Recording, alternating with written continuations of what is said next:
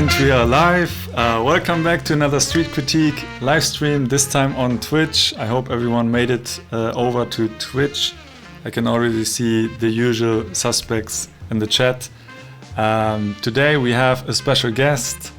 I didn't really prepare my introduction speech, so maybe I will just ask you, can you introduce yourself, Mr. Lukasz? Yeah, so I'm Lukasz, and as it says under my name, I'm in Tokyo, Japan, and I do street photography and all kinds of urban photography here in Tokyo. I've been here a long time, 10 years now, and it's what I do. Yeah, and I hope people know you already from our video we did. How did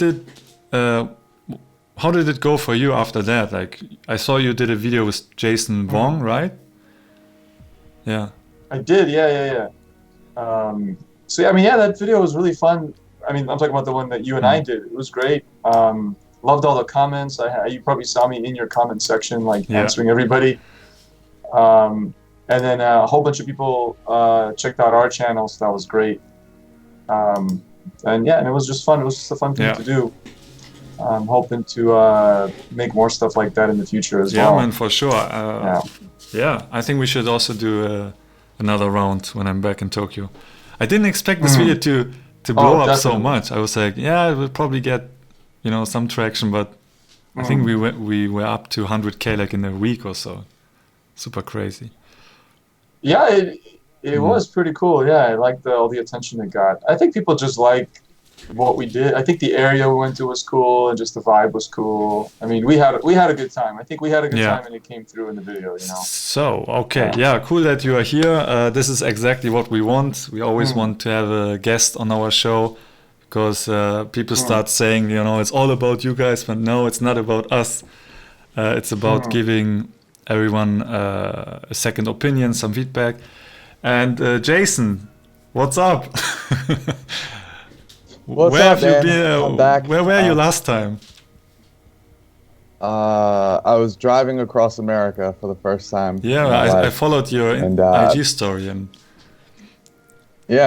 Turns out the Wi-Fi is not so good in the middle of America. So we were doing Route 66. We took about 20 days to drive it. And waking up at early in the morning and getting in the car. So it was kind of hard to figure out how to jump in that stream on a laptop in the car. Working on a project, some videos coming out soon for that, so that'll be interesting. And it was probably good for taking photos, right?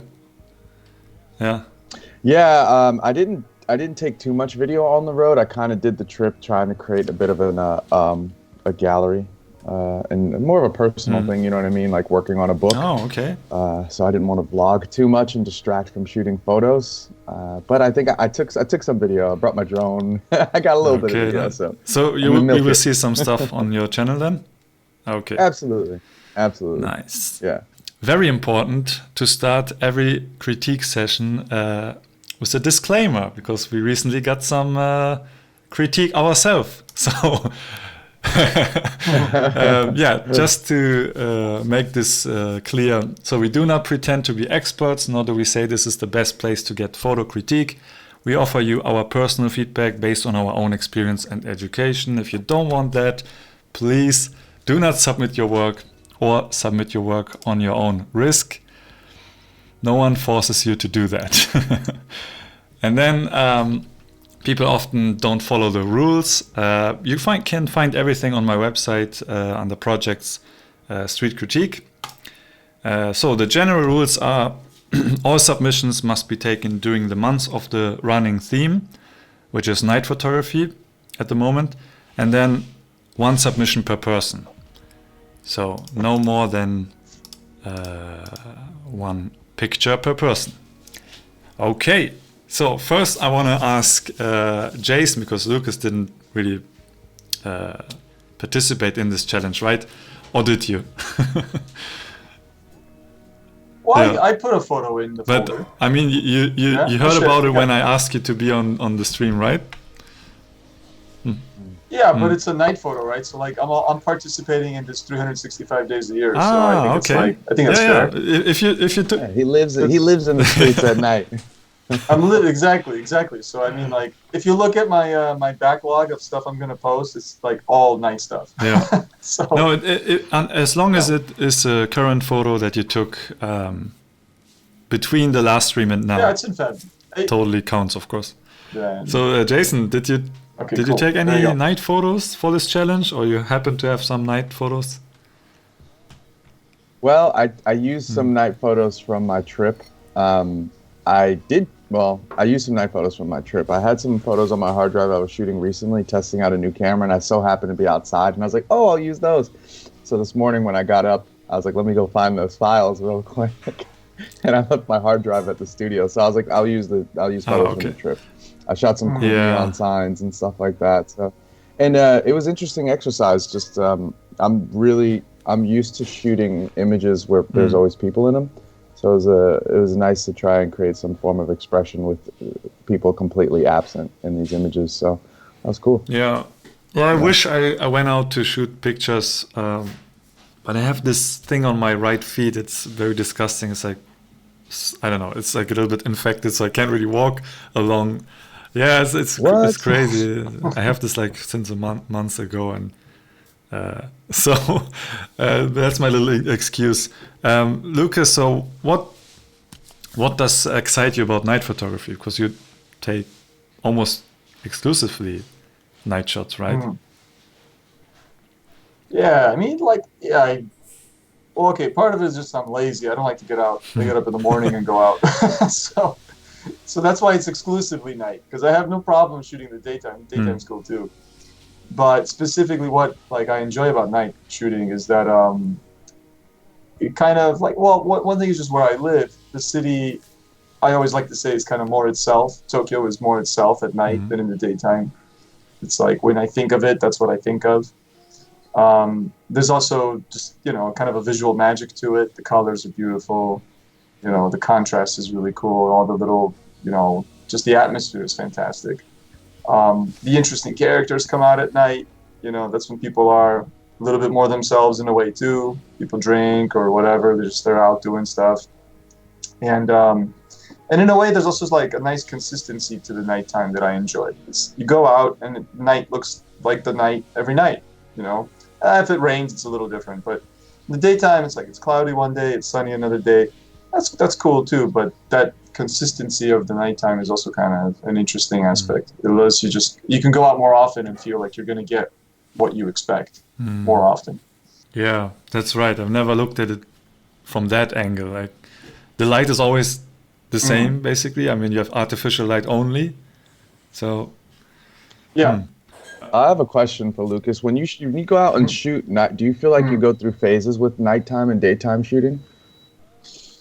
I feel like each aesthetic is like so dominating. Sometimes it's almost like you have to switch, Yeah, that I agree with. Yeah, definitely. And like even on my site, like on my portfolio, they're like separate sets of photos. I never figured out a way to mix my night work and my day work into a cohesive thing. I think they look cool on my site as two separate galleries, but I don't see how they create one overarching story or narrative about the city.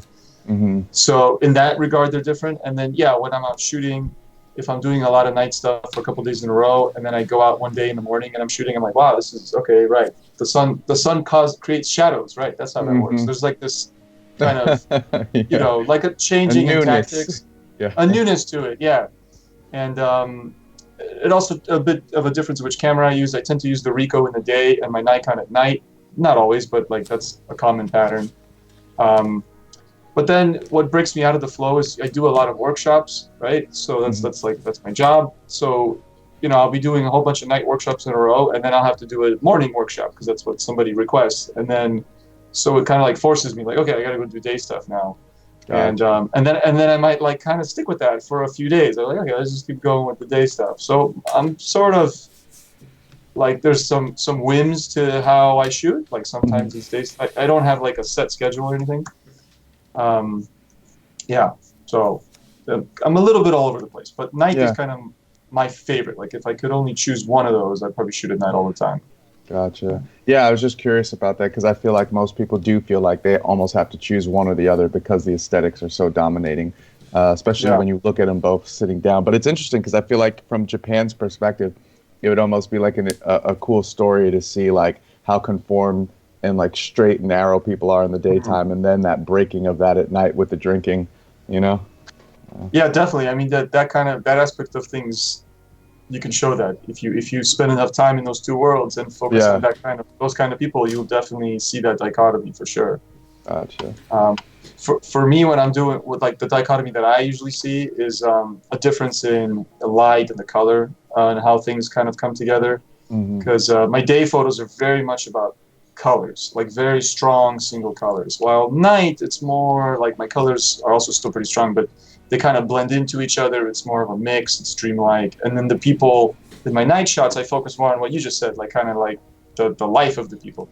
In my day shots, I find the people are just more like just kind of part of the overall, composition. It's just they're like another visual element. They're a visual, like touchstone in the image.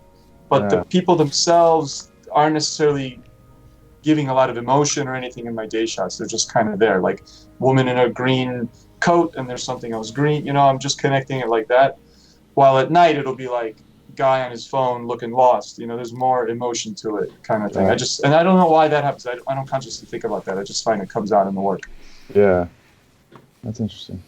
Okay, I didn't want to cut you guys off because I think I'm losing Lukasz in the next page here. So give me a second to put Lukasz back in the stream. Here he is. Okay. So who wants to be in the middle? Where's my... Okay, who wants to start? Maybe we start with a proper night photo first. Let's start with Lukasz, okay? Sure, go for it. Unagi? No. Yeah, it is unagi. Oh, that okay. It's unagi. Yeah, it's an eel shot. Yeah. And so they draw the oo, like that's the Japanese, it looks like an eel character for oo for all viewers out there. And they draw like an eel, and it's not the only shop I've seen it. That's a common thing they do around. Everyone has that same clever idea, I guess, if they run an eel shop. Yeah. Cool. So you were eating at this place, or probably not, right? No. I love eel, but yeah. Usually when I'm out shooting, I'm not out eating. It's like one or the other kind of thing. So yeah, no, I was just walking by. It's a little hidden alleyway in Ginza that I know.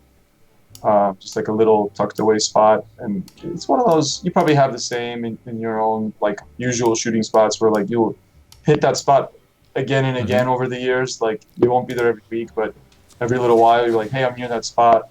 Let's walk by it, see what's going on.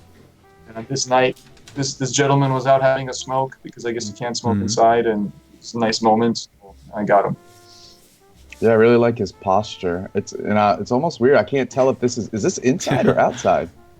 This is outside, right? I know it's very cozy, right? It's kind of like contained, but it's outside. It's just this alleyway where if you were standing in this little passage between the buildings, but you looked up, the passage is like whatever 10 feet wide, but when you look up, the space above you is only like 3 feet wide. It's like it gets narrower because the buildings kind of overhang. So you feel kind of underground, and so that's why I like spots like this. There's a lot of them in Ginza where I'm going, so I'll just go in and, like I said, just see what's going on. And if you get lucky, there's a cool moment. Yeah, and he was like 99% sure he was smoking, if I remember. You can't really see the cigarette in his hand, but that's what he's holding. Yeah. And then when he was done, he went back inside. Yeah, it's nothing special. I rarely ever shoot at night, but that one right in the center there, you can click that one in the middle. So you got one shot, so this is what you choose. Yeah, I'm gonna choose that because I kind of, for me, shooting at night is more of a passive experience. If I see some colors or some patterns or light, I'll take a quick photo of something, and it's almost like I wish somebody was in that moment, and I was kind of like looking at that red light in the background, and just looking at this afterward, I really like the way this rendered and the tones of this photo. I was like, it's something I wouldn't really do anything with unless somebody was in the image, but it just had a certain atmosphere to it that I liked. It's definitely a cool spot.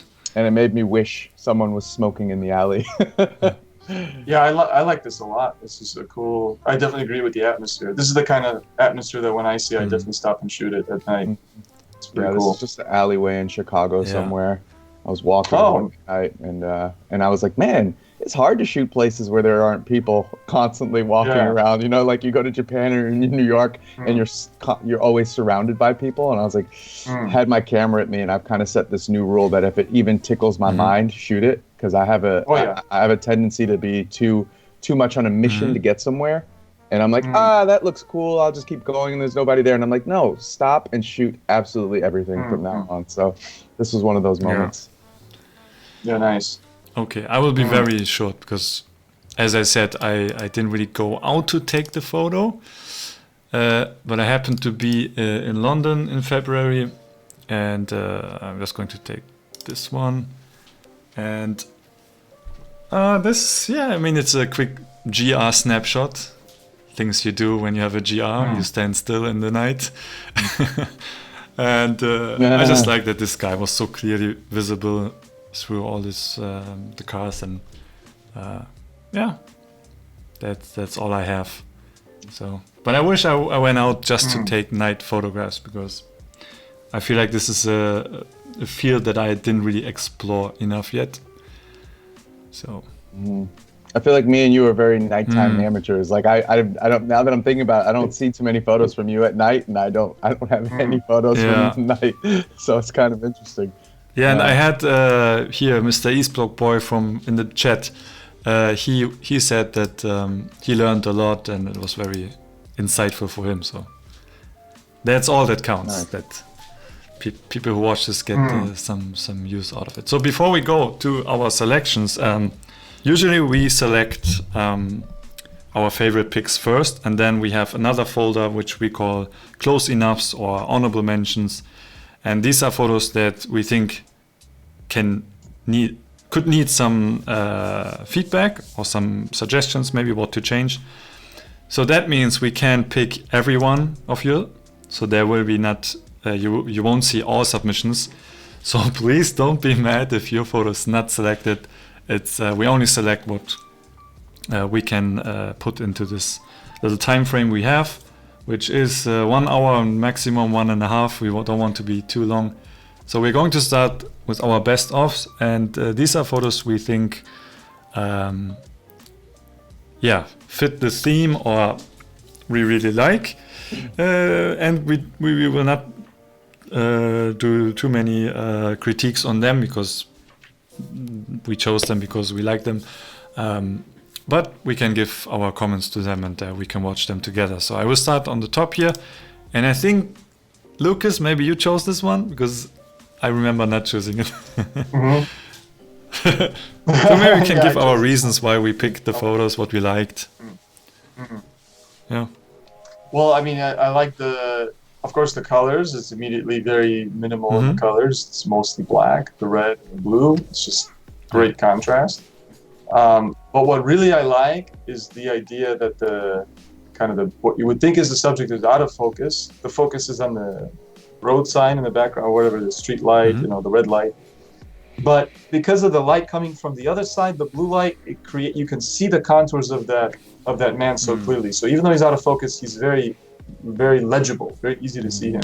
And I like that about it. I think it's just a cool use of light like that.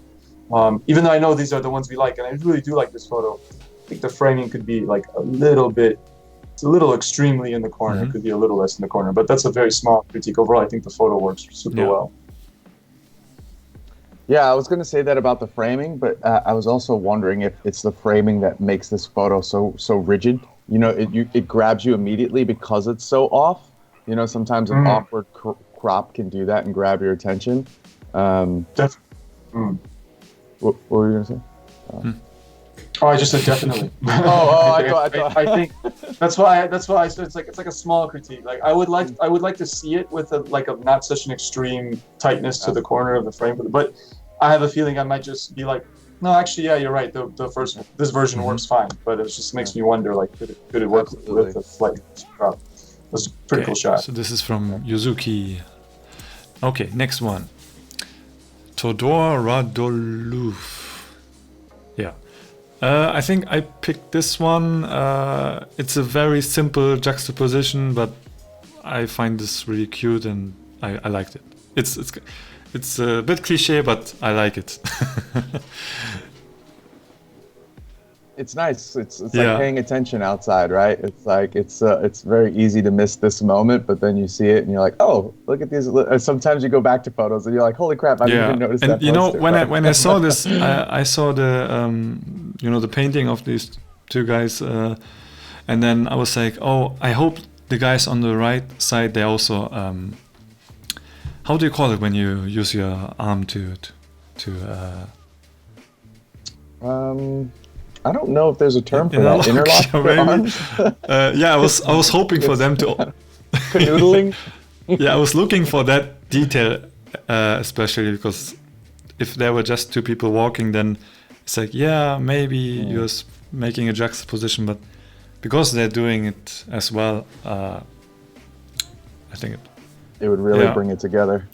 Yeah, I like the title of the movie on the marquee is perfect as well. Yeah. So that element really makes the photo work even more for me, because there's the main element, what you just said, the obvious thing, the couple's matching. But then you read the title and it's like, oh, beautiful day in the neighborhood. Yeah, that makes sense. That's kind of nice. So I like that. Yeah, and it's always a little bit disappointing when you have a strong photo, like compositionally and the subject and everything, but then you have some text in the frame that throws you off because it has nothing to do with the photo. But here in this case, it's like you see it and you're like, oh, that's great. It fits. Yeah. Okay, let's move on. Andy, this is Ludax in the chat from Sydney. So I already know this photo because he was showing me his Insta during our weekly feedback streams. I think I chose this one because I like that we have so much negative space on the left, and it makes us pay more attention to the light, and then that the person is there. It makes it a little bit interesting because we have a human element, but it almost looks like a movie set, like a film set. It's like weirdly lit. Like why is there only light? It's got a very interesting atmosphere. It's like otherworldly, and it makes me almost think about street photography in that respect, whereas nighttime photos kind of are made by the atmosphere you create. Is that would I be off by saying that? Like, no, I think that's spot on. Yeah. You know, there's a film I've seen it a long time ago, but I rewatched it like 2 weeks ago. It's called The Third Man. Do you guys know this movie? The Third Man. Not sure. No. It's a film noir. It's like a detective, kind of like a mystery detective story. It takes place. It was shot in like the 40s, I think 1948 or something like that, right after World War II, by what's his name? The guy who did Citizen Kane. Why is his name eluding me? But famous director. Yeah. Anyway, whatever. There's scenes in the movie that are like, this photo could easily be in the movie. Yeah. And when I saw it, I was like, oh wow, that's great. This is like very nice example of noir, just really cool composition. Very cinematic. It reminds me of 28 Days Later, but I see where you're going. You know, like the zombie film. Yeah. Very beautiful. Yeah. Okay, Robin Chun. So I remember putting this into the close enough folder, and I don't know if Lucas or Jason did it, but I think you guys put it back into the best of. Somebody took it out. So who did it? No, I mean, I didn't even see this one. I guess we were moving photos around. I didn't even get to see this one at all. This is a cool shot. I might have done it. I was moving a few things in. I took a couple things out. Yeah, but the thing is, I really liked it when I saw it first. I was like, oh, these colors and the atmosphere because of the spotlight, the silhouette. I just think that it's almost too mysterious to me. Like I would like to see more of the boy on the right, and the silhouette of the father and the other kid in the basket or whatever you call it. It's nice. Yeah. A little bit hard to see. Maybe it's not necessary to see them, but I feel like the pose that the boy is doing is a little bit weird. I don't really get what he's doing. So this is the only thing that I think it has so much potential, and I feel like this is not the right moment. That's all I. See, Go go ahead. Well, I was just gonna say that I think you were like, I would love to see like the photo of millisecond before and a few milliseconds after. You know, I wonder if the photographer took a couple more. I do find, like, in terms of like practical like feedback or tips, I find, and I see this a lot in my workshops, but even I'm guilty of it sometimes. You take one, and you know, like, oh, that's pretty cool, and you take your camera away from your eye. Maybe you don't chimp or necessarily, but you don't take more. And I think there are times where you don't want to spray and pray. Of course, that's no good. We don't do that. We want to be more like focused and try to time stuff. But then there are times where, like, I think this is a case where you should just stay in the moment and take like a couple extra shots. And I think as it's probably that the father was moving to the left, right? So if he took like 2 more steps, he would have been more in that left side of the frame, and maybe the boy on the right would have changed, you know, done something a little bit different. And you know, that could have. I think it was just a matter of just waiting. It's not quite the decisive moment, right? Yeah, it's like a little. It's like it's right there, but yeah, no, I totally agree with you guys. But I guess on the other end of it, I think how off it is kind of what's intriguing to me. It's like the frame isn't perfect, and this gesture from this kid is so strange, and the outline of the kid, it keeps bringing me back to like look at the photo longer than a second, you know. Sometimes just holding my attention or something like that on a frame, I think, with an awkward movement or not being able to make something out might be what makes it for me. But I totally understand what you guys are saying, and if he would have got the subject past that middle line, it would have been a nice way to split the frame, and it would have looked more intentional. Okay. Yeah, agree, and really, I would really like to see a few frames before and after this one as well. But yeah. Okay, next is Chris Humphreys. I know this spot. It's in London, and I did also take some photos here. So I like this one because I didn't play with the reflection of cars, and I think it's cleverly done here. And it was hard to, I mean, when people were passing by this neon sign, it was always hard to see them because they were always silhouetted. That's all I have to say. Just visually, I was like, oh, this looks kind of nice. I like it. A little bit, the composition framing is a little bit weird, like putting her so much on the left side, but it's probably to clean it up from whatever.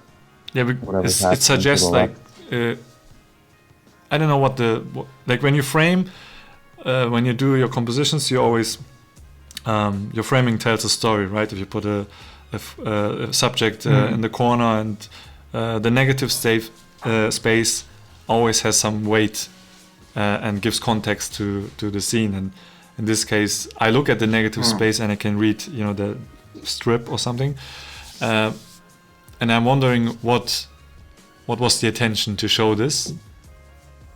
Because the subject and all the lights around her, she is so. We look at her first, but our eyes go to the left side, and then we are wondering what is happening on the right side.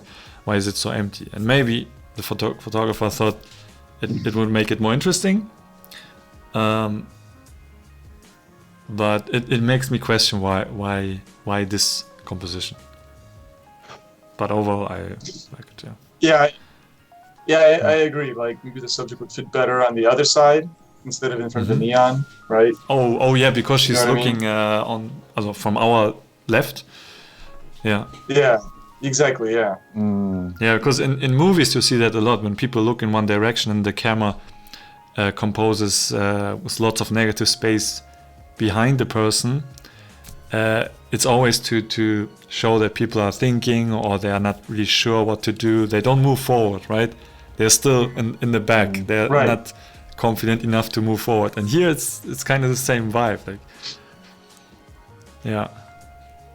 Yeah, it's interesting. I think for me, and I might be saying something that I'm not too certain of yet, but I think I'm in a phase with photography where I'm always looking for a little more context now, as opposed to a perfectly like a really pretty photo. And I love the way that this looks, and I imagine that she might be a lady of the night but I wish this environment, instead of just being a nice isolated pretty frame, it had some context, because then there would be some emotional connection to why she's standing there alone, you know?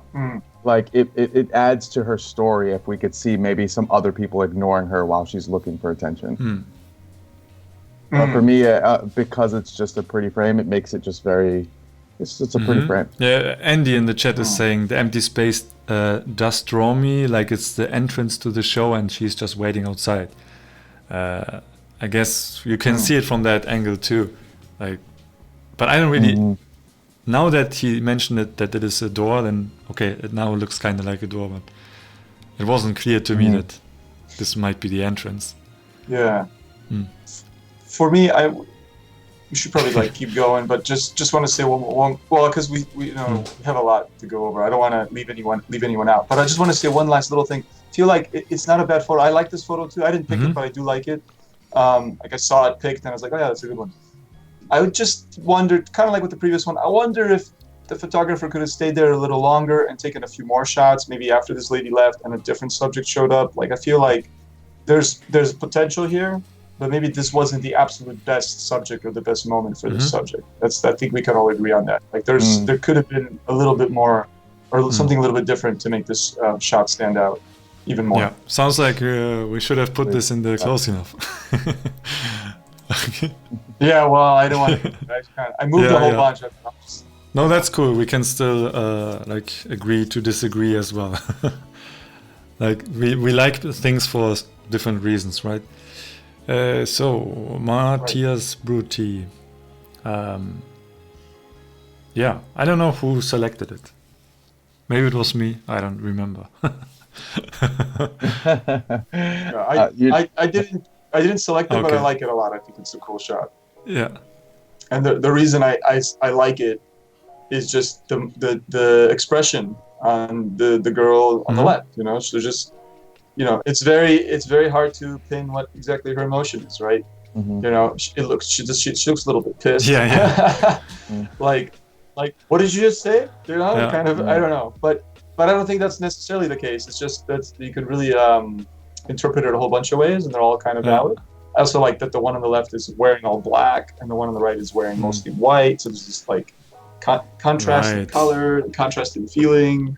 It's a lot of. It's like compositionally a pretty simple photo. It's just two subjects centered. A lot of bokeh in the background, but the story's there. The story really works. I think. Yeah, if the person on the left would also look down on her phone, it would be much weaker, right?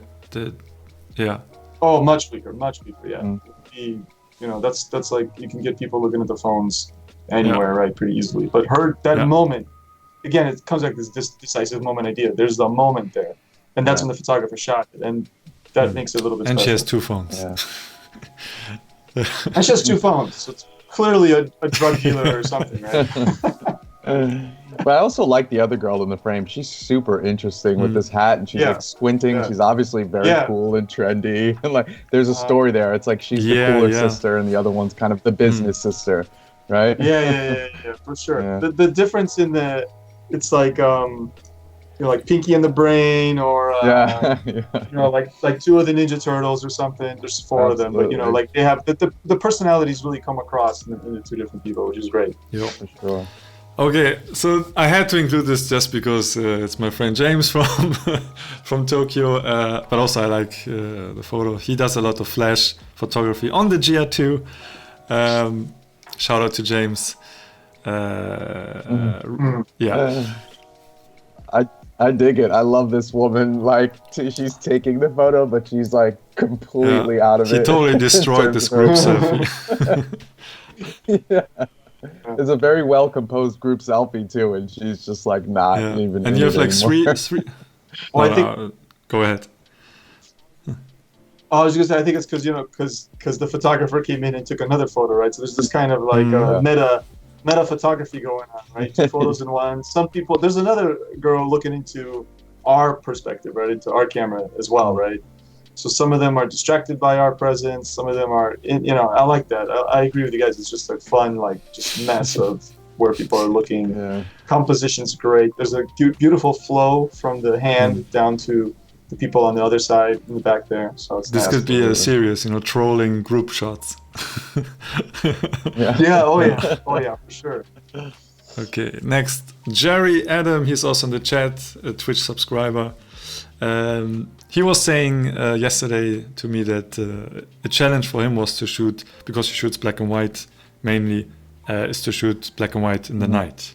And I think especially if you shoot black and white, you don't have the colors, right? So you look even more onto contrast and light source, and I think he managed to do that. I definitely have a sense of the nighttime. I would say the background is a little bit busy. Like, it would be nice to have him more against a black background, maybe. Yeah, I mean, this is a scene you see almost every day when the bus passes you in the night. But I think he managed to capture it nicely. Yeah, agreed. Moving on. It's solid.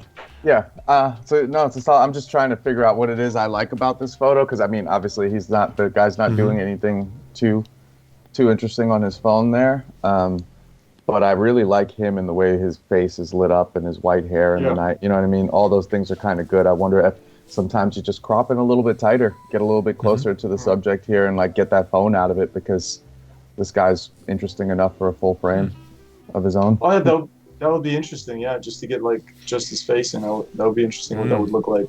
Yeah. Yeah, and then you have I'm just putting my hand over the phone and seeing that. Yeah, so. And then you would have a portrait. You would have soft light. Nothing wrong with that. Face. I will say this. These days we're very like reactive against people on their phones, because they're always on their phones, and we're sort of like, this is boring. We just kind of said that about the two girls' photo in a sense as well. Like, if they were both just on the phones, it wouldn't be so good. But I mean, I wonder if, like, I don't know, 50 years ago, people reading newspapers, the photographer had the same reaction, like, oh God, everyone's just reading the newspaper. Yeah. So maybe in another 50 years, when people don't have phones anymore, this will be like, oh, look how quaint that is. He was using a smartphone. We don't have those anymore. So I wonder if it's, in terms of street photography, purely like we're capturing, in a sense, the zeitgeist, right? How things are as they are. Yeah. And if people are on the phones, people are on their phones. That's what it is. And sometimes it's boring, and sometimes it's pretty beautiful. And I think this is a case where it's pretty beautiful. Yeah, totally agree. I always shoot people on the phone, even not because of the same reasons you just said. I think it's better to not ignore it if it's a part of our times. But I can also understand why it's annoying for some photographers, because the streets are not as lively anymore as they might used to be. Yeah, of course it would be nice or nicer to have people interacting. Instead of being on the phone. That's right. Yeah, that's right. I feel like there are special phone moments, but I feel like it's a moment for a lot of people, especially people that are starting out to sneak a photo. You know what I mean? And I feel like that's when you see so many images of people that are not comfortable photographing someone. So the moment that they choose to act on is the moment of the phone. And that's where it usually lies for me. When I see a phone, my brain equates it to like kind of like a lazy shot. But like, if there's a moment there, it's undeniable that there's a moment there. Yeah, that I agree with. It's a low hanging fruit. Yeah. It's a low hanging fruit. It's kind of like, oh, okay, I can get this shot. And definitely there was a time where I also shot more of that. Exactly. Yeah. So I get that. I have a whole ton of people on their phones. I have less of that now, but I definitely am guilty of the same. I think that's totally fine to start. I'm in the same boat. So. Okay, next is from Lukasz Kubik. I really like this one. It's like the guy on the right. But everyone has a cigarette in their mouth. It's this could easily be three guys on the phone, but this time they are not. Right. Yeah. No one's on their phone. Yeah. Girl has a phone in her hand, but no, this is a great shot. I love this one as well, guys. I think this is a really cool. Just everyone's expressive. The guy in the back, his whole posture and face is just amazing. I love that his shoes are yellow. It matches a lot of the other yellow stuff in the scene. It's just a pretty cool scene overall. Very nice. Yeah, and it's nicely composed. It's solid frame. Yeah. Nice. So another bus window shot. There were a few of them. Zio Pepino. What I like here is that the girl is not on the phone, first of all. So she's looking outside, and the fact that she also has headphones, like I know she's like in her world right now.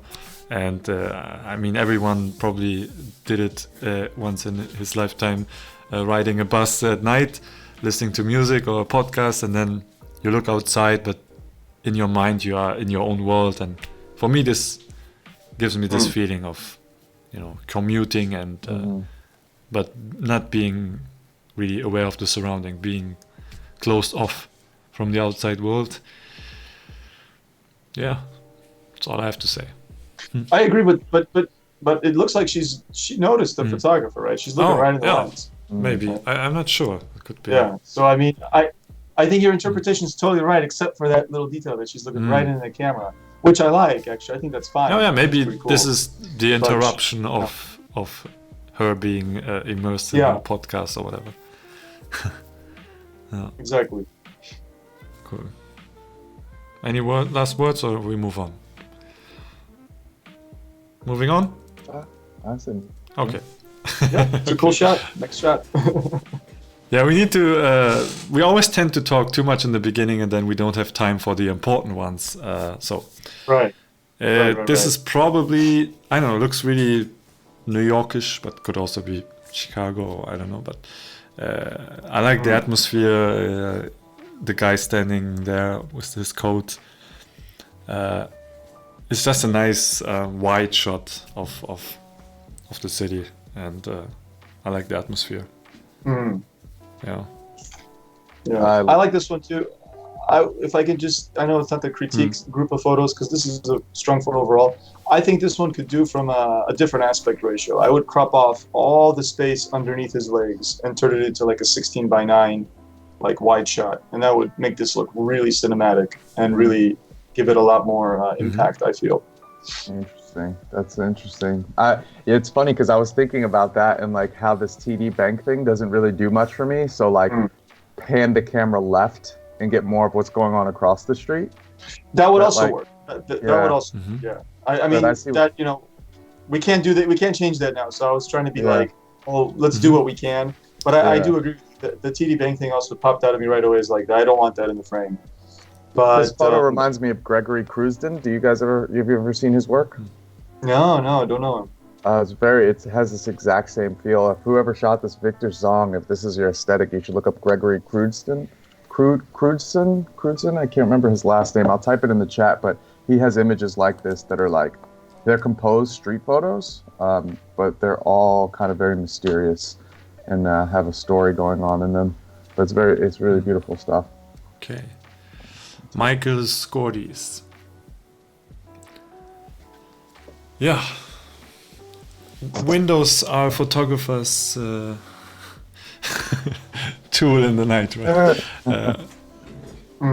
Yeah, I mean, it sticks out like a hot knife cutting in through butter.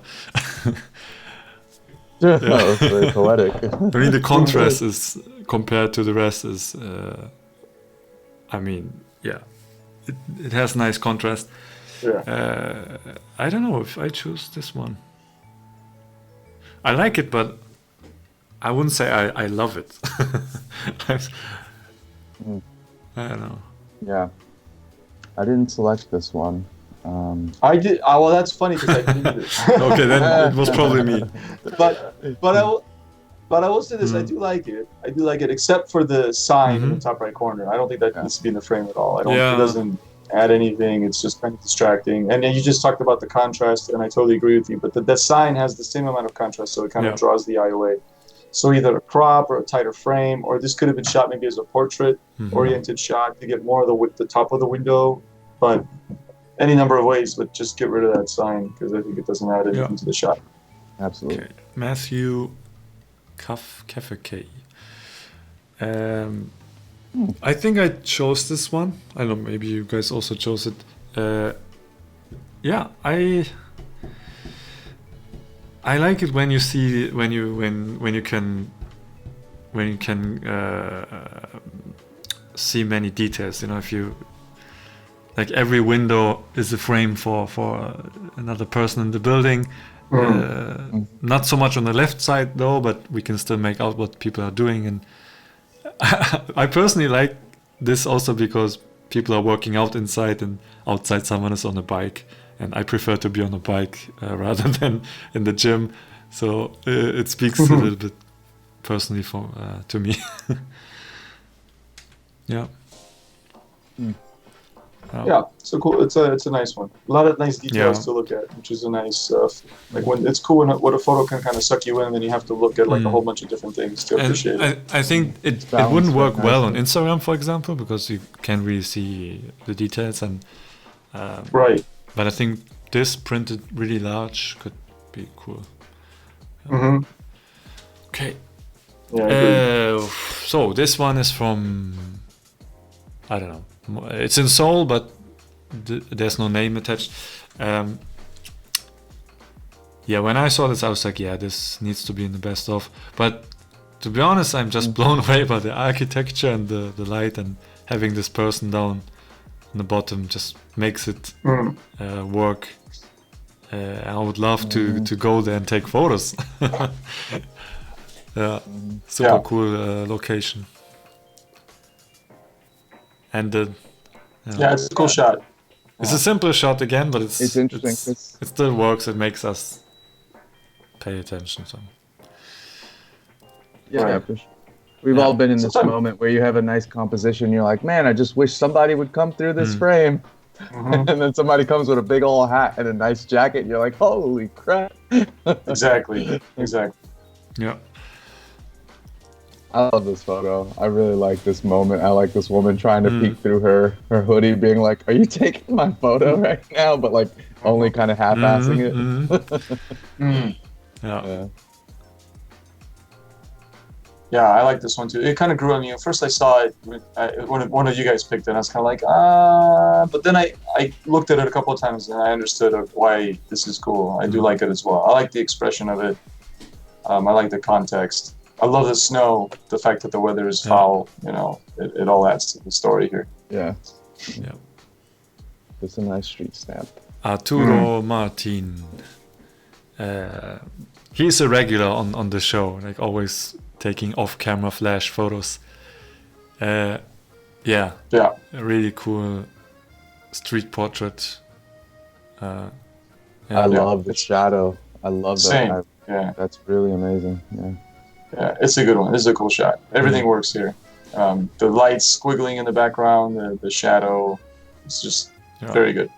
And I like that the expression is so serious. If he would be laughing, or it would be like just a fun flash snap. But this way it's like he caught someone in the dark outside on the street, and really strong. Okay, I think this is the last one, a little bit small.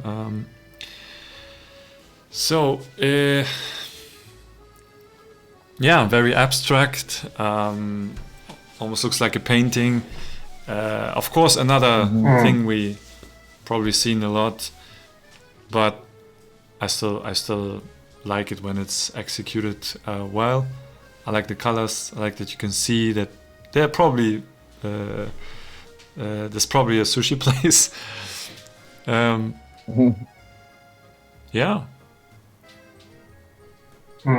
great. Yeah, the colors are really nice. I agree with that. And what it really makes it for me is the little hints of blue here and there. I think if the blue wasn't there, it would still work. But that little bit of blue really, like that.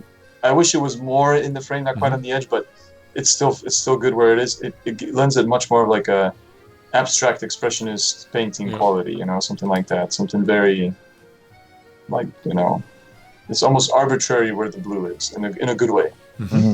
Yeah. Nice. Okay, so let's move on to the important folder, because these one are they're not really for to be critiqued because it works for the theme.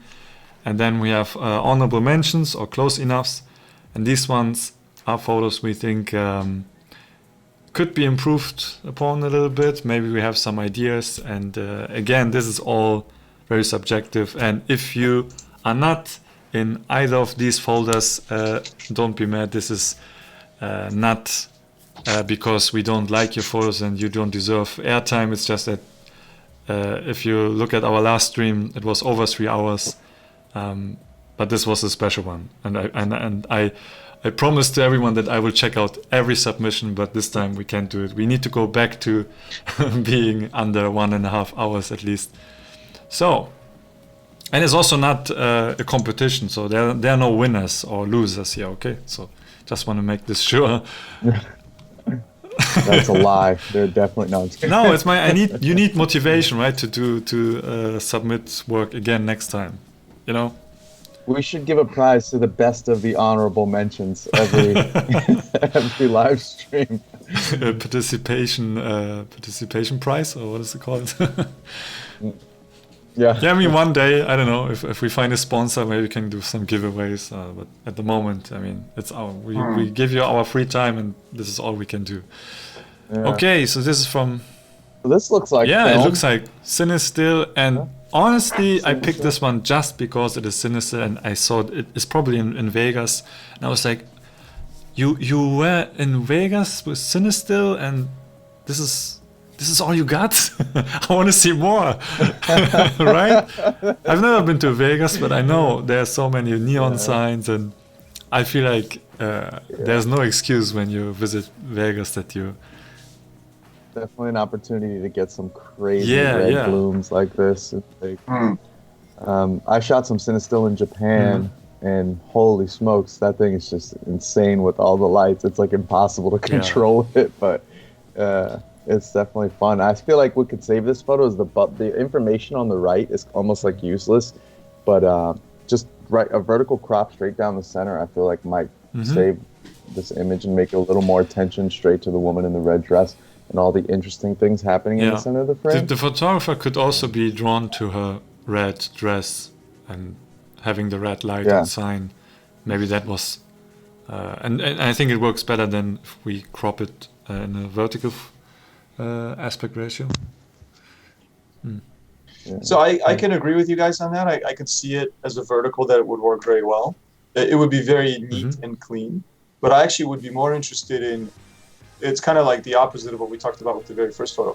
I would love to bring the camera as it is oriented, horizontally, but all the way to the right, so that the lady is like almost right on the edge of the left edge of the frame or close to it, cutting out the empty wall, because the wall is really boring. There's nothing going on there. Then you have like the Vegas room, the red light, and then all the red lights of the buses. There's something kind of like that, but still keeping the top of the frame. So because all the red light, that bloom, right? It kind of like it creates this little, I don't know. I think it would work really well because the blue and red contrast here is great. But it's the left side of the frame that's really just dead. There's nothing happening over there.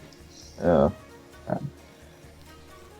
And also, like kind of like with that first photo, it's a little unexpected to have the subject on the left edge like that, the apparent subject, and then the street light with the red, the red light that's in the hole in the center. That would be like in the center of the frame then.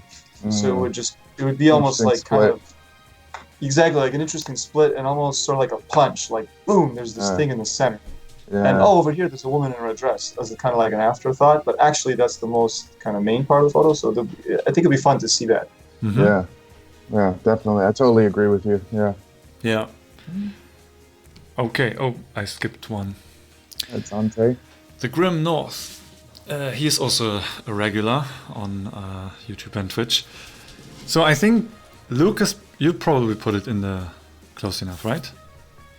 Yeah, I put it in here. Yeah, I like this shot overall very, very much. I just think that I don't see a reason why that little bit of bokeh is over her eye. I would love to see her other eye, and I think that was something that I'm sure in the moment was easily missed, but it wouldn't take much to fix that. Just getting a little lower or a little bit higher to have the reflections in the window be a better kind of framing around her face. Also, now that I look at it even a little longer, the whole white rectangle of bokeh that's on the scene there, if that was also basically, I think the camera should be lower. If the camera was lower, that reflection and all that might move, either off of her face or more over her face. It would just align a lot better. It would be less distracting. But the moment's really cool. So I think it's like definitely an almost there shot. Yeah. When I saw it, I wasn't really sure because it was nice to look at. It was like, beautiful girl, beautiful bokeh. Always works, but I was always like, I wasn't sure if the bokeh ball on her eye was intentional or not, and I wasn't sure what to do with it. So, but I agree. Yeah, exactly. And now that I look at it even closer, there's a guy on the right side. There's like a man's face kind of coming in, right? Oh, maybe she's sitting at so maybe she's sitting at a table with this guy. Maybe it's a Tinder date and it's not going well and she's bored. I don't know. So maybe I'm framing more towards that, and making it more clear because her expression is great. It's just the rest of the frame is not really helping. It's kind of hard to see that expression. Yeah. Okay. Nitpick. We are going to nitpick. No. Another one where you can have a good time looking at the details. I think I put it in the folder. What I think is a little bit unfortunate is that there's so much potential of showing more interesting details. This looks like a very easy shot to get. So maybe coming back different days in the week and see what's going on and like really getting the most out of this scene. Maybe waiting for after work hours or rush hour or whatever to see what is changing in the building. And for me, it's like people are a little bit cut off sometimes. You can see only the one guy in the middle, and then on the top you can see a face. The other people are very hidden. So there's not much interesting stuff going on.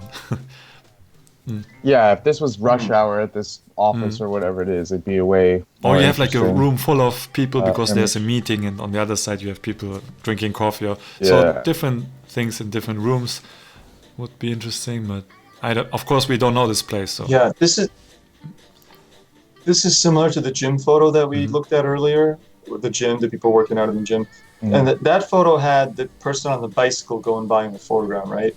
So even though the scene had a lot to look at, much like this one, there was kind of like an anchor point. There was there was a place where I knew where to look first.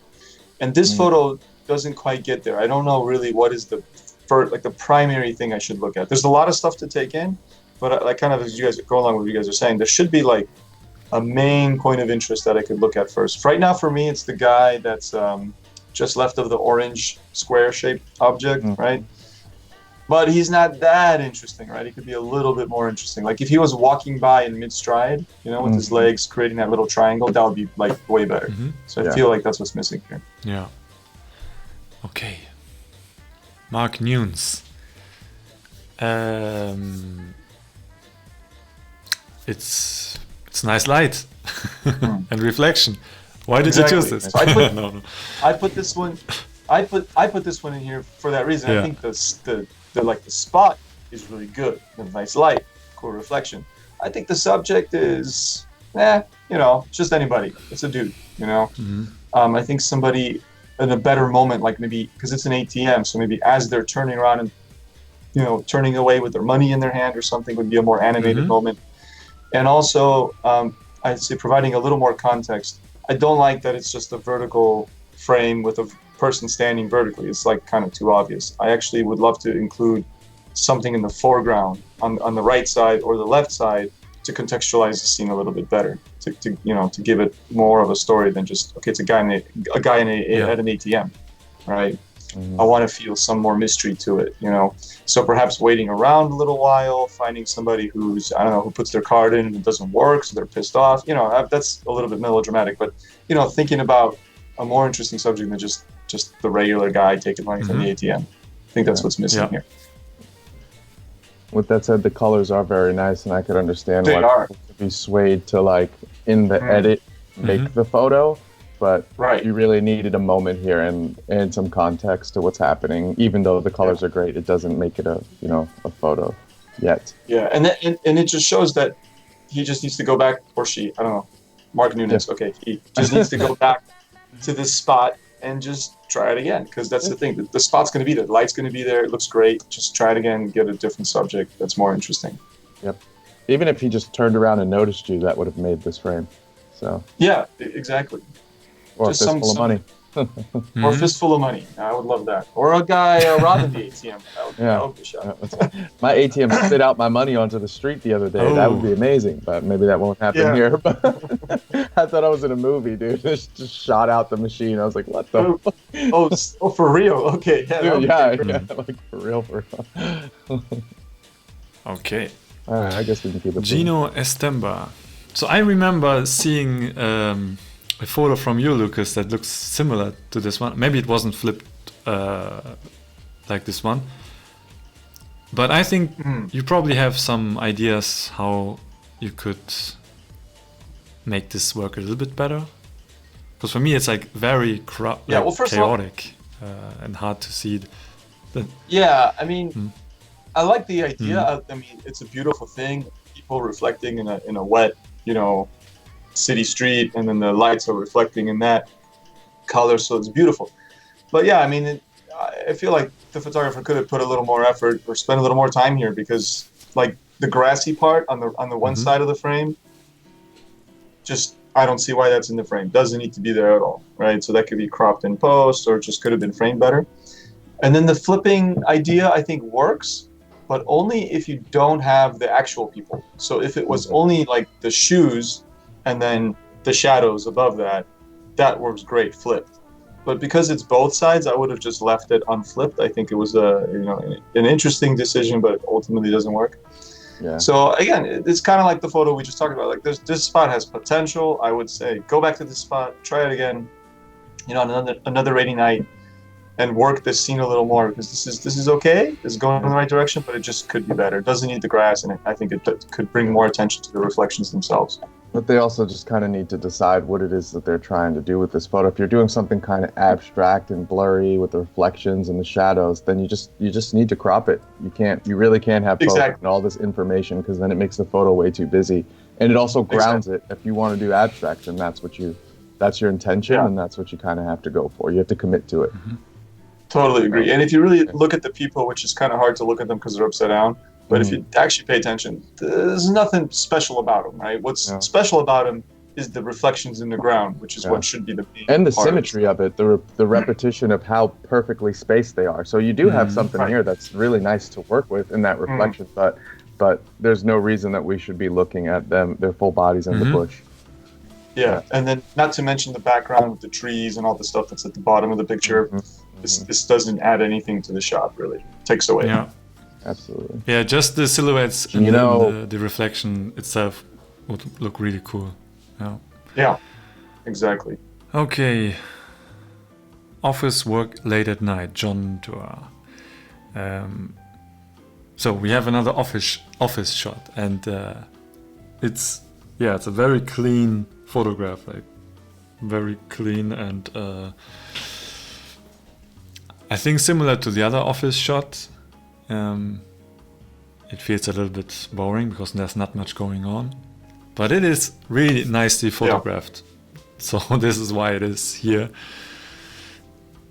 What do you guys think? Yeah, I kind of feel the same. I mean, it's I like the atmosphere. The light is cool, colors are nice. It's just there's nothing really happening here. I mean, it's people. We're talking about the decisive moment, right? Well, these people are probably sitting at their desks for like an hour in the same position with nothing happening. So it's not a very decisive moment. You know what I mean? So, what can you do? I guess come back on another day and hope that something's happening in the office. But as it is, there's just not a particular special moment. And I think a good street photograph needs that. Mm-hmm. You want to move on, Jason? Or? Yeah, I don't know. Well, I mean, I think this photo was actually in the best of, and I put it back in this folder. I'm not sure who picked it, but it just didn't really have anything that made it stand out. It's a little voyeuristic and nothing too interesting happening in there. So I kind of took it out. Yeah, I don't know. I don't know where I saw it, but yeah, I agree.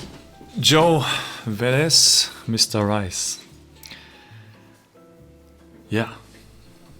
So this one I moved from best of to this one, to the almost good folder. And the reason I did is, one, the road in the foreground is an unnecessary part of the scene. So either, in this case, if you don't want to lose the kind of the side there, like with the fire hydrant and the pole, which I kind of like that part of the scene because it adds contrast. This should be cropped into like a 16:9, so crop off the street. But beyond that, I feel like there should be something happening inside the little Chinese restaurant. Like somebody sitting at that table on the corner. Just a single lonely person. I know there's a guy in the back, I can see him, he's cooking or something, but he doesn't really stand out. Just a single person sitting there looking lonely. That would make this shot. Or somebody coming out of the door's wide open. Somebody coming out, going in, a silhouette. Something to kind of like anchor the photo in some way to give me a better hint of a story. Absolutely. I mean, this is a great place, right? Like you said, they can come back anytime. The light on this block is going to be exactly the same. And the colors of this place, it almost emulates a nice sunset with the teals and the yellows and that nice warm glow. This would be nice to come back and wait for a subject to sit down there, though. Yeah. Because the atmosphere is great. Like the feeling I get from the photo is nice. Just kind even of the little yellow fire hydrant in the back there. It's a really great spot.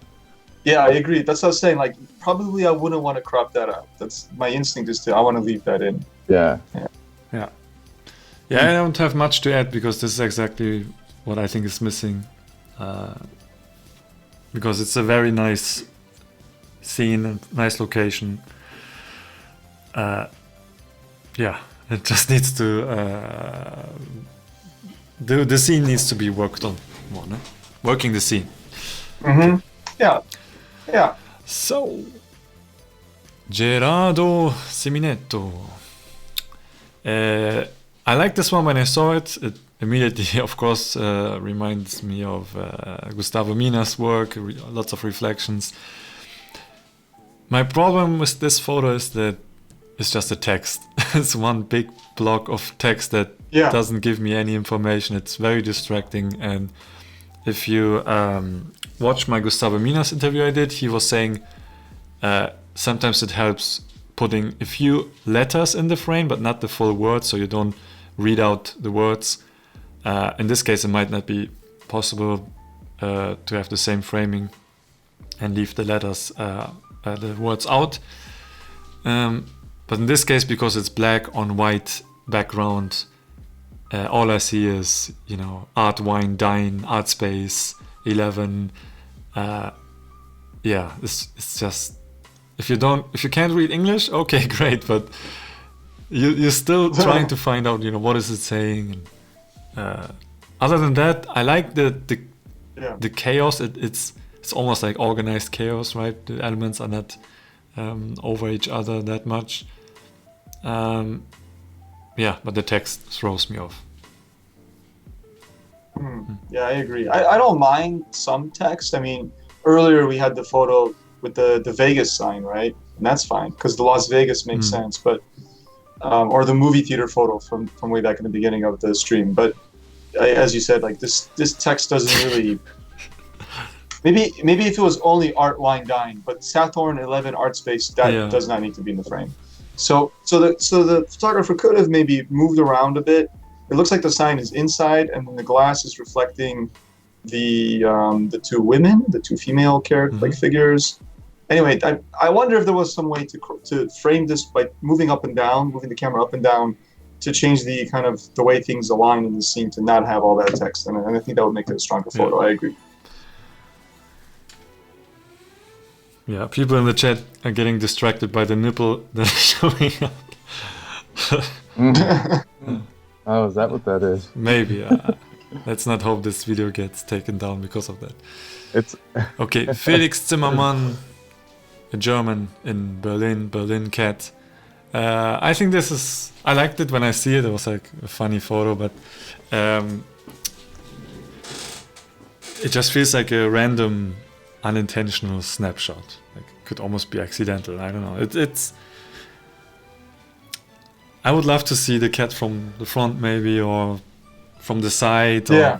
having a mouse in there, a mouse in there. I kind of like that it's his butt and his tail. It's hilarious. Yeah, but you know what it is? It's not the butt. The butt's fine. I think the cat's fine. But for me, what is the issue is the ground, the sidewalk, and the wheel of the car. They're very bright and very distracting. They don't add anything to the frame. Yeah. So if the camera was in the same position where it was, but just held up and to the right, you know, up and to the right. Yeah. I want to see where the cat's going. The cat creates a leading line to the right because that's where he's going, or she, and the tail is pointing up. So I want to see up and to the right. I don't need to see the sidewalk and the wheel. I think that's the issue here. I think at first I was with Sam said, I was like, the cat should be facing the other way. But yeah, the butt's really funny. You're totally right, Jason. It's just the framing. It is. It's just you want to see more information in this image. Maybe they cropped it because it is. I don't understand this aspect ratio. It's an interesting frame, and obviously if this is happening, you're rushing to get it. There's no real time to think about it. Sure. But if this was just an entire like wide 28mm shot and this cat was placed in it, I think that would make it feel a little more street and a little more interesting. Yeah. But it's too tight. It's too hard to. I don't know. I just want to see the world that this cat is jumping in, I guess. Right. Exactly. It's the context. The context is the subject is great. The context is not great, and that's the issue. Yes. Yeah. Marune Bellaha. So, I think I didn't put this in any of the folders, but yeah. I think I put it in here, if I remember correctly. Either I moved it from the other one, I put it in here. But I like this shot overall. I like the atmosphere. I don't think the subject is that strong. He's just kind of sitting there. But I do like the feel of it. My main issue is that I think this could have just been tighter. I think the door frame is not needed. If the camera was just closer or zoomed in, or of course you can crop it in post, a lot of things you can do. I would say get closer. That would be my initial thing. The best thing to do would be just get right on this glass. Now, of course, that means the guy might notice you and you might get, you know, a bad reaction or something like that. So I can see why the photographer might have been worried. But I would just take the risk if you want the shot. I mean, it would have been stronger for it. Yeah.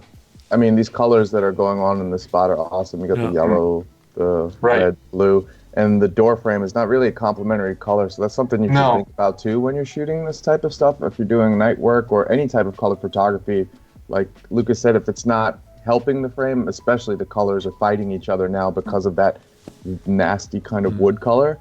Definitely get it out of your photo for sure. Yeah, agreed. And especially since the skin tones are actually kind of close to the wood color, they really it nullifies the puppiness of the skin tones of the man against the blue, which is great. While the wood is kind of trying to do the same thing, and it just doesn't need to be there. Absolutely. And by getting closer, we would see more of the interior of the bar as well, right? Because we can't see past the wood. That's why I was saying, like, just cropping it is not. It's like a band-aid on the issue. Yeah. Getting actually right in there, you'd see more into the bar, and maybe there's more interesting things there. There's clearly more blue, like lighting behind him, because you can see it on the right side of the frame. Yeah. It's behind, right? So if the door frame wasn't there, you would be able to see it. And to get rid of the door frame, got to get closer. Common advice for street: get closer. Get closer. Yeah, or step. You have to back up even more if you want to show, you know, the building. But this doesn't tell us much about the outside of the building. That's true. Yeah. That's right. It's like that could work too. Potentially backing up and including the whole door frame might have worked better as well, right? It's just it's kind of in between those two things right now. Okay, we have Anthony Johnson here. I initially liked this one when I saw it. It's like a fun and clever juxtaposition. Does it feel like the night?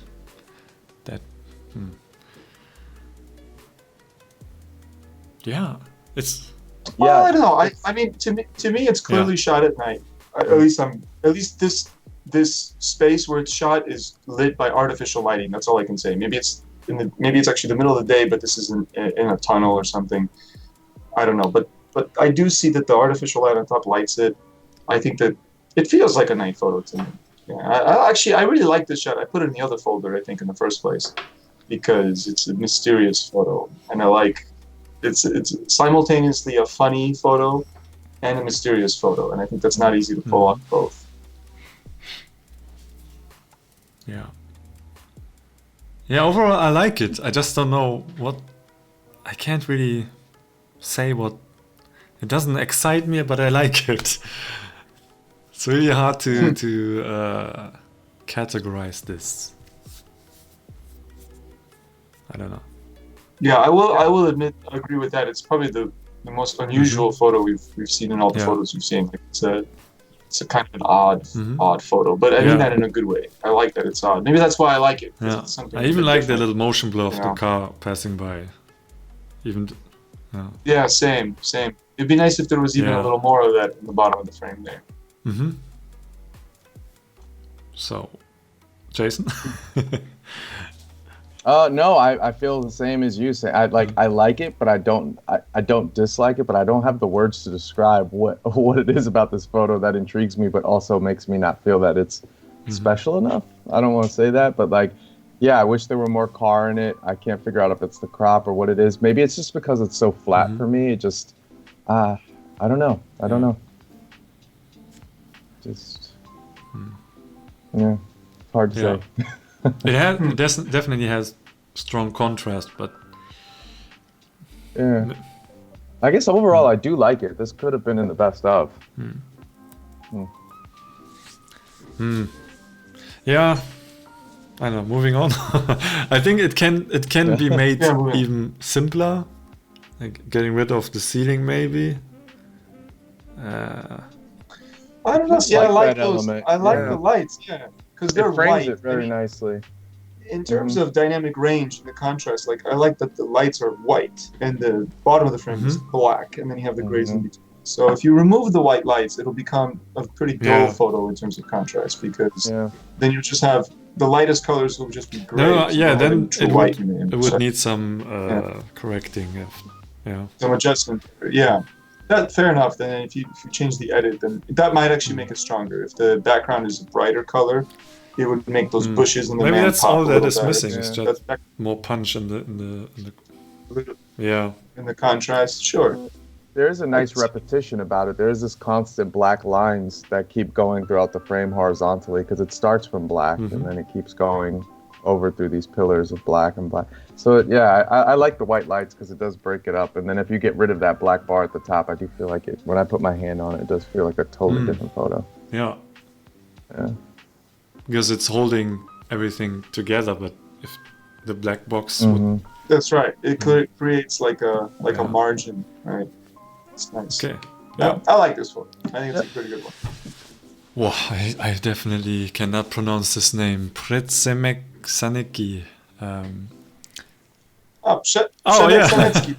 This guy's probably Przemek Sanecki. That sounds like a Polish name. Przemek. Do you guys know this guy? He might. No, I can read it. I'll say this: I didn't put this photo in here; it was already in here. But I would have easily put this in best of. I love this shot. I think this shot is great. It's mysterious. It's got beautiful colors. I love the black line contrasting with the window, the negative space on the left. Yeah. No, I would not do anything to change this photo. This photo is awesome. But feel free, go ahead, tear it apart. No, it's funny. I mean, we all have such different tastes. I actually took this out of the best of. I don't remember what I did. I didn't. I think for me, it's just, I do like it and I'm drawn to it, but I just feel like I see this photo so much that, like, you know, the like shooting through the bus, the foggy windows in the rain and stuff like that. And I kind of just, this moment is nice, but I feel like it doesn't really set itself apart from those other photographs enough. Like, I feel like if people are shooting through the buses and doing this a lot, then there has to be something that's different about it. You know, and with all photographs, I feel like we all shoot the same thing over and over, but you have to always ask yourself, okay, how can I do this just like a little bit differently from what everybody else is doing? And maybe he's doing that with this framing, the negative space, and the mood that this person is creating. But for me, it just didn't get that far away from what I keep seeing. If that makes sense. Yeah, fair enough. I can see that. Yeah, I kind of agree with both of you. It's It's hard. It's difficult. I like the mood. I like the light inside. I think it's a bus probably or a train. I really like it. It's a little bit weird, like the way it is framed. I feel like it's too much in the corner, but maybe that's not too bad. But I think I put this in the best of, but yeah. No, it's fine. Okay. John Puyol. I think I put this in the best of, like one of the first ones, because I was like, oh, color, this is awesome. And then I put it in the best of, and then I think Lucas put it back in the close enough, and I was like, maybe I should have it. Yeah, I did. First of all, I do love the colors. Colors are awesome. Like this is a nice photo to look at. Like it kind of like, how do I say? Scratches the itch, sort of. It's like it's like eating a candy bar. You're just like, oh yeah, that's nice. And it's so buttery. The way the lights glow, it's so nice. Buttery is a good way to put it. It's like a juicy steak that I'm biting into, and it just satisfies me. The pixels, hit my pixel taste buds in my brain just right. But a good steak comes with a side of mashed potatoes and steamed vegetables and a good sauce and all this stuff. And I feel like this is just a steak. I need something else. I'm saying there's no context here. It's a cool subject. A good street photograph to me contains some kind of sub-context or something that kind of, gives a stage to the subject. And this photo just is missing it. And that's all. Yeah. That's all that I would change. I would add something here. Yep. Absolutely. I totally agree. Just to see what's going on around this guy, the people's reactions to this dude. Are people used to him? Is this something that this dude does every day? Are people ignoring him? But like whatever's going on in the street, we kind of. It's like the guy in Shinjuku, right, or in Tokyo. Lucas, you probably know who I mean. This he's also always on the bike or super colorful. Yeah. There's this colorful guy. Yeah, with LEDs. Actually, my first reaction when I saw this was like, oh, that's it. Oh, no, okay. Like I thought it was him for a split second because it's so similar. Yeah, so it's just like, it's too much about the guy. Plus, I mean, like, I'm not so strict on this concept, but a lot of people think like street photography should be completely candid, unstaged, unposed, right? And it feels like this guy is kind of posing for the camera here. You know what I mean? Which is fine. I'm not against that idea. A photo can have that. But it's just like, I don't know, if it was, again, a little more candid, I think that would make it also stronger. Like less of a portrait and more of a street photo. And this guy is basically asking to be photographed, and there are probably tens or hundreds other people who are going to take pictures of him. So, as a street portrait, exactly. You could include it in a series of portraits of a place, then it will totally work. Yeah, because the framing of this is really nice. The lines that it creates, that wheel coming straight at us, and then it leads us into the motorcycle, or the Vespa leads us to him. It's perfect framing. It looks great. It just doesn't feel super street, if that's what I'm trying to say. And exactly, and that's why I prefaced it with being like, well, I hate to be such a strict, like a stickler for that, like, oh, it's got to be street. Because I was actually just writing an article that I'm going to put on my blog eventually about how to define a street photo, and I hate to like overly narrowly define it, but I just feel like if we're going to, in the context of all these other photos that we're discussing, I think we need to address that, and I think that's just where it's a beautiful portrait, not a strong street photo. Yeah, maybe there's something like we could do. Like for me, when I see something like this, I always think, if this happens to me in the streets where I see something that stands out, I always start to take a couple steps back until maybe I have a couple heads in my frame or something that gives context to people looking at this. So I don't know, that would be a tip from me. Like get this portrait, but then take a couple steps back and figure out some type of layer that you can add into this frame to give it a little more context. I don't know if that's good advice that you guys would give someone in this situation too, because now you have the portrait and then you can have something a little more fleshed out. I totally agree with that. Yeah, like it's I have no issue with shooting this photo. I would never tell someone, don't take this photo because you should be taking shooting. Absolutely, take this photo. But then work the scene, step back, and try some other stuff that you can, see what else you can bring into the shot to make it even more connected to its world rather than just a guy. It's another way to say this is like, the background in this shot basically doesn't matter. If it was a black background, just like a black wall, it would not change my experience of this photo. But I think in a street photograph, every little detail in the background and the sides everywhere should matter, right? And he would stick out in every scene of the street. So it's like an easy subject to photograph. You could follow him along, and then maybe there's a crowd of business suits, and then you have contrast and and actually you're touching on an interesting aspect of how people, or at least how I do street. I think a lot of people do street this way. Is you see potential subjects, but they're like little pieces of a puzzle that would make a street photograph. And what you can do is then try to find other pieces to match up. And you can try to, as you just were imagining, you can try to like pre-visualize what are some potential things. And like one thing that pops into my mind right off the bat that I think would look really funny here is, he's on a bike. And I know it's very rare, but that's what would make it special. What if there was a cop on a bike, like a bike cop, motorbike cop? Because the motorcycle cop, at least those in Japan, is all serious. But they also have a lot of lights and stuff on the bike. So that would be a funny contrast. And I'm sure people are thinking, well, okay, but what are the chances of that? But that's exactly the point. Because the chances are very slim. If you do get it, that's a great shot. Special. It's immediately becomes special, Exactly. So that's what, I mean, like you said, beautiful photo, love the colors. It needs something else to really stand out as a street photo.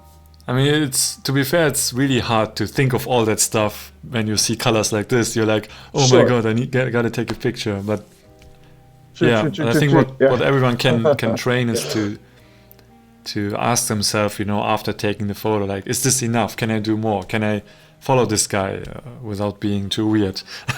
But I think we said everything there is to say. Okay, next is from. One more thing. So, Jaume Kreuz. I think this is shot on film, Lomography 800. This was also the best of. I took it out. I did. I don't know. You guys were super attached to it. I think it's just a fine frame. It's a solid frame. It's just, again, it doesn't have that special element where you see something that you're not used to seeing, and then you figure out how to make it yours and make it special, make it a little bit different. It's kind of also low-hanging fruit. The moment is great. You got the separation of the legs. The color is beautiful in this foam. It has a really nice atmosphere, but it's just, this frame belongs to a lot of people. That's all I can say. Yeah, I agree. It's maybe not the most personal photograph. Yeah, I don't remember which folder I put it into, but looking at it now, I mean, I do like things about it. I like the triangular, the shape of the scene. And it is a little mysterious to me because it makes me wonder what in the foreground is creating that triangle, because the building is just a normal building, right? There's something in the foreground that's creating it. But I do agree that there's nothing that special about this moment. Like, the subject is just somebody walking by, and I think we could have gotten somebody better who stands out a little better. I wonder if the right side of the frame is necessary with those little like yellow dots that are there. Yeah. And I wonder if we could bring a little more of the red object in the bottom of the frame into the shot, because that would add some contrast. So I think this basically, in short, I think this could have been a scene that was worked a little more. Could be a shot here that's more interesting than this one for sure. And it also, the cropping of this triangle, like, clearly it goes on a little bit to the left here where the floor is. Exactly. And it doesn't seem like the perfect framing. It almost feels like we want to step over to the right and let the left of the frame breathe a bit more. And maybe that's where the triangle of the legs kind of start to take up the frame, because if those repeated legs were in the actual triangle, if you step to the right, then that would like all line up, and the symmetry of that would look really cool. But it just feels a little tight on that end, the way it ends on the left. Yeah, totally agreed. It feels, like not quite where it should be. Okay. Ferdi Beekmans. I think all I have to say is that they are too close to the bottom. Like, I would put a little bit more of the street in the frame. And I'm not too sure about them looking in the camera, because not everyone is focusing on the camera, and if they would all look into the in one direction because they're waiting for a taxi, maybe it might tell a better story. Yeah. Well, it's funny because I find everything about this photo interesting except for the subjects, and I think this is kind of, it's like it's one of those things where you see sometimes a photo and you can tell that if somebody is in India, if this was an Indian, they probably, I don't know, what's the name, Ferdy Beekmans. I wouldn't imagine an Indian street photographer taking this frame. This seems like a frame of someone that is not used to this environment, and this is like all new and exciting to them, because there's nothing particularly exciting happening here. There's just a couple people crossing the street, you know, but clearly this is new to the person that shot it. So again, it's like more about like looking for those special moments. If you're going to shoot telephoto, then you can pick people off and like really get something nice. But yeah, this is. Yeah, I agree. It's kind of like the other one we talked about a couple times now. Where there's like, this is like a moment between moments that's not really a solid type moment. I mean, you can see the one guy with the green shirt is like in the middle of switching his, stance with his arms. One lady's like scratching her nose. The little girl's like covering her face for some reason. Maybe, I don't know, who knows? She might not want to be in the photo or whatever. The car's going by in the background. It's just like it's like a lot going on, and it doesn't really fit together in a particular way. It would be much stronger if there was just one person there, or like look at the mom and the boy on the. Yeah, like that right there is more interesting because it's bigger, but still the couple on the right side is clearly not in good moment. I mean, like, the lady's doing something with her face. The other guy's like, it's just very awkward. Yeah. So I think the family in the back, or the group in the back, is better. But I think it would be a great photo if it was just on the far left, the mom and the boy, and that's it. Yeah. That right that's a shot. Or maybe also the grandma, because she's holding hands with the mom. The grandma's very interesting, yeah. But you can see what I mean. There's like too much going on, and so there's a whole bunch of cool things, but all together it's like, well, what am I actually supposed to be really appreciating here? So it just goes with the idea that in street photography, often less is more. Keep it simple, less stuff going on. If you want to do a lot of stuff, you got to do it really well. It really needs to come together. So somebody like Alex Webb comes to mind. That's a photographer that you're gonna start puts a lot of stuff. Yeah, but when he does it, everything works perfectly. Here, it's kind of a lot of stuff going on, but then it doesn't really work together. So I would have just waited for a simpler shot, or just gone tighter, like you said. Zoom in tighter if you have the lens, of course, and maybe just get the mom and the kid and the grandma or something like that, and frame the other people out.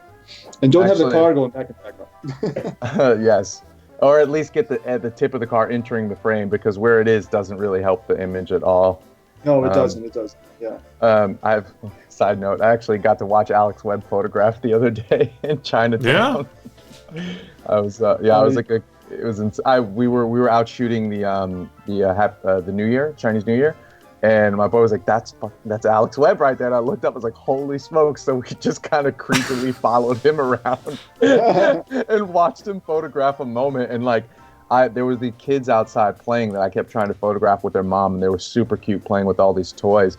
And I photographed them, and I left, and he was there. He showed up there photographing them, and I kept coming back to them and shooting and like disappearing. But he stayed there for so long in this moment, and I just thought it was incredible. He was shooting a digital Leica. He had his light meter with him. He kept metering, and he just sat there for like 45 minutes waiting for a moment. And then as soon as it happened, he just pounced, and I was like, wow, I feel like I'm getting a master class in street photography right now. But it was kind of amazing to watch. That's awesome. Yeah.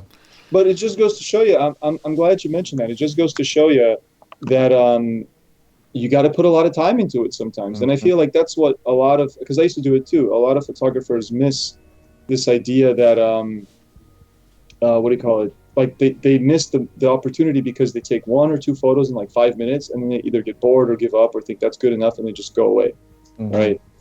And I think it's important, as he does, just sometimes just stay in the moment for like a ridiculously long time, and that's when you get rewarded. Exactly, and it's almost like you stay in it long enough to know what it is that you actually even want to say, or what's interesting, or figure out the vibe of the moment. You know what I mean? Looking for these patterns and things like that. But sometimes you shoot things instinctually, and you're like, I have to ask myself, why did I take that photo? If you sit there for a minute, then you'll know why you took it. There's also no way that he appears on a scene and then just takes one photo, and it's the one. Especially the photos he his stuff is takes. Crazy. Yeah. Okay. I think we are not done yet. We have one more, and then. Got like 2 photos left. Oh. And if you guys don't know who Alex Webb is, you should be Googling him. Okay. Yeah, I think I put this in the close enough. I mean, it has a lot of elements that are interesting. Like, why are these two dressed up like this? They look into the camera. I don't mind too much. It still looks like a candid moment because the photographer caught them doing something, but I don't know, it feels a little bit weird to me. They are interesting to look at, but I don't know why they're dressed up like this. The people in the background, they don't care, so they're not. They look like street performers on a break. Oh, to me, that right? could be it. Yeah. Yeah, same. I actually love this frame. I just feel like the crop is super unnecessary, but this moment of him turning around with that hat and her expression is so good to me. Like, it's that moment to me is it right there. But this is a sloppy kind of crop, and it kind of grounds it because everything else in the background is so normal. Yeah, agreed. Because the guy, especially the guy looking at the camera, his expression is awesome. And it's almost ironic because I think you guys are right. There are street performers. And a street performer is a kind of like an entertainer. They're supposed to be there for fun. And he looks a little bit like kind of pissed, and that's kind of funny. The contrast is good. Yeah, he just looks sort of, like he's got a hard look, right? A cold look. You can't take a picture of me without giving me money. Yeah, kind of, right? So yeah, I think if the focus was just more on the two performers in their kind of little moment there, and then everything else is just not necessary in this shot. Yeah. We did it. Only 1 hour and 45 minutes. So as always, now's the time to find a new theme for March. If you have any suggestions, please write them in the chat. I will ask Lucas and Jason as well if they have any ideas. I have a few based on the current situation. How is life in Japan, by the way, Lucas? Do you go outside? Or? Oh, how's life? Oh yeah, I think it's pretty much fine for me. I mean, you can definitely feel the city's less busy for sure. Yeah, I heard that some tourist agencies are now promoting tourist spots because they are so empty now. Like, experience Kyoto without any tourists. Yeah. And then, I mean, I haven't been to Kyoto, but I can imagine. Like, I was in Shinjuku, the other night, and it's still pretty crowded, but like some parts are way less crowded. It's just, which is great. I mean, I'm getting some photos that were hard to get. Now it's like super easy because there's just less people around, so it's easier to work certain spots. Like everything's been getting canceled in the city, but people are still out. Like Americans are super irresponsible, and I think what's going to happen here is going to be way worse than anywhere else in the world. Like, we don't really listen to our government. So even like self-imposed quarantines, if you're sick and stuff like that, people are like, oh, I still got to go to the bar. I still got a life, So maybe it would be interesting to photograph, but.